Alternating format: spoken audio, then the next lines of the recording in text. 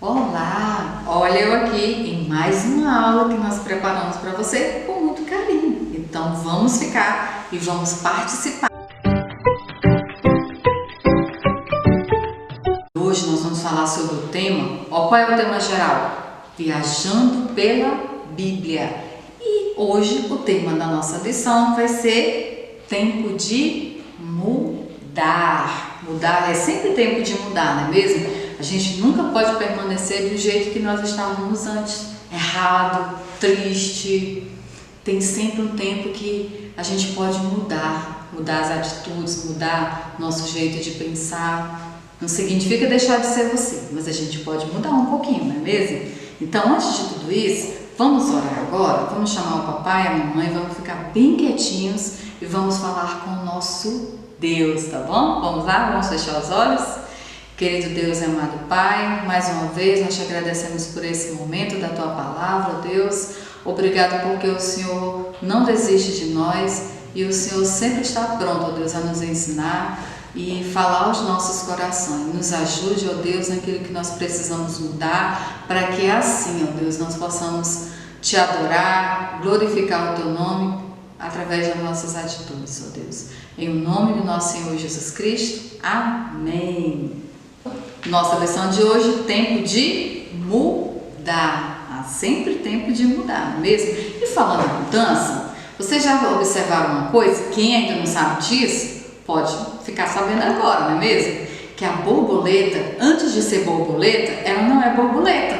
Sabe o que ela era antes de ser uma borboleta? Ela era um ovinho, depois ela passou a ser uma larvazinha, depois ela passou a ser uma lagartazinha e depois ela se transformou numa borboleta, sabe? Uma borboleta bem legal, cheia de cores. Então sabe o que ela sofreu nesse processo? Uma metamorfose, uma mudança, uma transformação. E hoje nós vamos falar de alguém que sofreu uma mudança, mas não foi uma mudança física, mas foi uma mudança no seu coração. E essa história está no livro de Filemon. Eu não vou falar o capítulo porque não tem capítulo, é um livro bem pequeno, mas o nome desse livro é Filemon, que está na Bíblia, na Palavra de Deus, tá bom? Então, se vocês quiserem lá dar uma olhadinha, vocês podem olhar. A Bíblia nos fala de um escravo que o nome do seu senhor era Filemon. Filemon, ele era amigo de Paulo. Só que primeiro eu vou contar uma partezinha desse empregado dele. Esse empregado dele, que na verdade não era um empregado, era um escravo. O nome desse escravo dele era Onésimo. E Onésimo vivia lá na casa de Filemon, servindo Filemon. Sabe o que é escravo? É uma pessoa que trabalha sem ganhar dinheiro. Ela só trabalha, mas ela não ganha nada. E ela não pode viajar, ela não pode ir para lugar nenhum. Ela só tem que ficar, naquela época, só podia ficar na casa do seu senhor e não podia sair para lugar nenhum. Só que certo dia, Onésimo decidiu fugir da casa de Filemon. Isso mesmo, ele resolveu fugir da casa de Filemon. Mas Filemon era um homem ruim? Não, Filemon, a Bíblia não fala que ele era um homem ruim. A Bíblia fala que na casa de Filemon, as pessoas que amam a Deus, amavam a Deus desde aquela época, iam para a casa de Filemon orar, adorar a Deus, aprender das Escrituras, da Palavra de Deus. Então, os cristãos que moravam lá iam para a casa de Filemon e eles tinham momentos muito bons lá. Só que aí um dia o escravo de Filemon, Onésimo, resolveu fugir e ir embora. E sabe o que a Bíblia nos diz? Que Onésimo foi para um lugar bem longe, mas bem longe mesmo. Só que nesse lugar longe que Onésimo foi, ele foi muito corajoso, não foi mesmo? Sabe por quê? Porque se pegasse Onésimo e trouxesse para Filemon, ele corria o risco de ficar preso e sofrer muito. E aí Onésimo foi embora. Só que na cidade grande que Onésimo chegou, ele encontrou Paulo, sabe? Onde estava Paulo? Quem lembra quem é Paulo? Paulo era apóstolo de Jesus Cristo. Era aquele homem que Jesus tinha falado com ele. Antes Paulo perseguia a igreja de Jesus. Agora Paulo pregava a palavra de Deus onde ele ia. E Paulo estava preso. Ele estava preso, estava acorrentado num lugar. Sabe por que ele estava lá preso? Porque as pessoas não gostavam quando Paulo saía pregando a palavra de Deus. E por isso ele incomodava aquelas pessoas. E aí prenderam Paulo injustamente. E Paulo estava preso e de repente Onésimo foi e encontrou Paulo lá na prisão.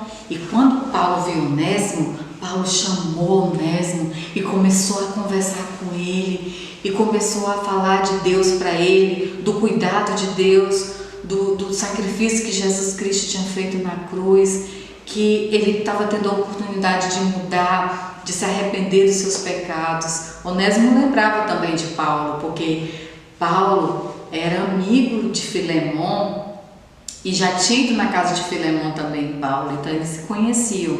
Só que Paulo ainda não tinha falado de Jesus para Onésimo. E quando Onésimo ouviu a palavra de Deus, Onésimo ficou muito feliz e tomou a decisão no coração dele de voltar até a casa de Filemon e pedir perdão a ele. Só que Paulo pensou: você vai, mas eu vou escrever uma carta, e nessa carta você vai levar essa carta para Filemon, para que Filemon possa te receber bem e não deixar que nenhum mal aconteça a você. E nessa carta Paulo escreveu e colocou coisas muito boas para Filemon, falando a respeito de Onésimo, falando que Onésimo tinha se arrependido dos seus pecados, que era para Filemon receber Onésimo muito bem, receber ele como se estivesse recebendo o próprio Paulo na casa dele, que para ele não levar em consideração aquilo de errado que Onésimo tinha feito quando ele fugiu da casa de Filemon, mas para que ele perdoasse Onésimo. Então Paulo escreveu uma carta muito bem preparada, muito cheia de amor, e mandou para que Onésimo entregasse a Filemon. Quando Onésimo entregou a carta para Filemon, Filemon lê essa carta, mas só que tem uma coisa: a gente não sabe como terminou essa história. A Bíblia não fala o que aconteceu depois que Filemon terminou de ler a carta que Paulo havia mandado através de Onésimo.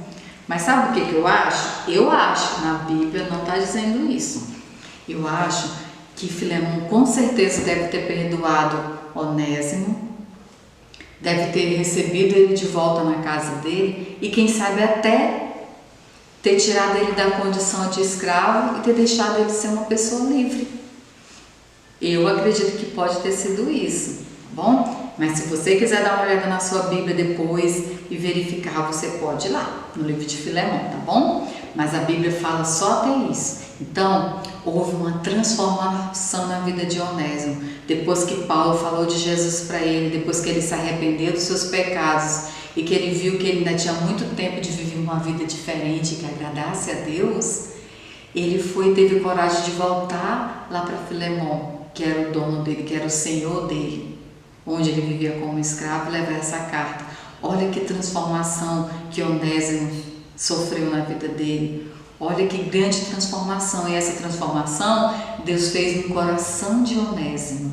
E é isso que Deus faz no nosso coração. Só Ele tem o poder de transformar o nosso coração, tá vendo? De transformar, de trazer uma mudança para nós. E é isso que a gente tem que buscar de Deus, uma mudança, uma transformação, porque somente Deus tem esse poder de fazer isso na nossa vida, assim como ele fez em Onésimo, assim como Deus fez com a vida de Paulo e com tantos outros que ele fez no passado, ele também faz hoje. Ele transforma a nossa cabeça, transforma a nossa mente, transforma o nosso coração, transforma as nossas atitudes também, não é mesmo? Às vezes você poderia ser uma criança irritada e Deus transformou esse seu temperamento, esse seu jeito impaciente numa pessoa mais calma, mais tranquila, mais sossegada, não é mesmo? Então, vamos ver só esse versículo aqui, o que nos diz a palavra de Deus. Olha só: quem está unido com Cristo é uma nova pessoa. Vamos ler de novo? Quem está unido com Cristo é uma nova pessoa. 2 Coríntios 5:17. 2 Coríntios 5:17. Então, quem está com Cristo é uma nova pessoa. Ela não é mais a pessoa que ela era antes. A pessoa com o coração sujo, cheio de maldade, cheio de coisas ruins.